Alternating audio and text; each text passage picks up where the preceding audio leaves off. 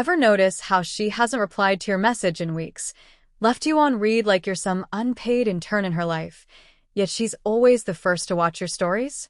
Every single one, even the dumb ones. The coffee, the healing quote, the laugh with another girl. She's silent, but always watching. Why? Because she's not over it, but she'll never admit that, because for her, vulnerability isn't romantic, it's a risk. And here's the hard truth. She doesn't want you back, not really, but she doesn't want anyone else to have you either. In a world where attention is currency, you're still her investment, someone she can't claim, but also can't let go of. She lingers at the edge of your digital life like a beautiful ghost, always watching, never speaking, and make no mistake, it's strategic. She gets just enough of you to feel in control, without ever having to be vulnerable. It's emotional insurance.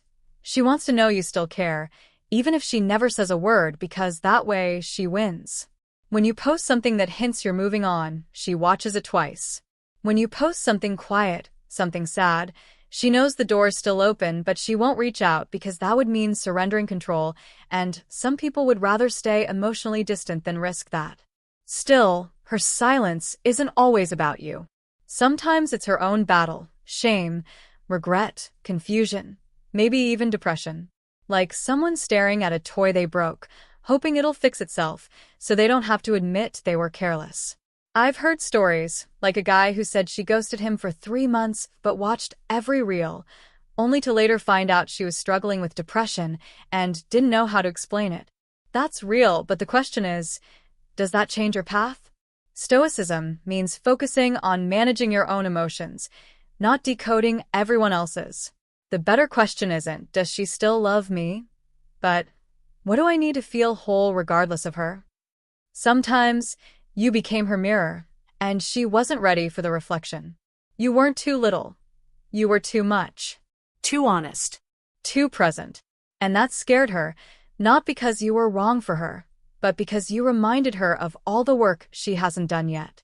So instead of facing you, she watches, hoping you've regressed, hoping you're no longer that mirror. And if you are, she'll stay hidden. That's not your burden. That's her unfinished chapter. Let her write it without you trying to ghostwrite the ending. Because at the end of the day, she's also hoping you'll break first, send the first text, post the first breadcrumb, crack just enough for her to slip back in without taking emotional responsibility. It's a game of emotional chicken, but you're not here to play games. You're here to grow. This is the part where your story stops depending on her validation. This is where Stoicism steps in, not as emotional coldness, but as emotional clarity. You're allowed to feel. You're allowed to miss her. But you're not allowed to betray yourself just to soothe someone else's silence. Let her keep watching. Let her wonder. She'll either find the courage to speak or fade like smoke. Either way, you remain centered. Because the most stoic move you can make isn't waiting. It's outgrowing the need for her to say anything at all. She's watching? Cool. Let her. But don't let her direct a story she walked out of. She doesn't get to be a ghost in your growth or claim the title of unfinished business while you do all the healing.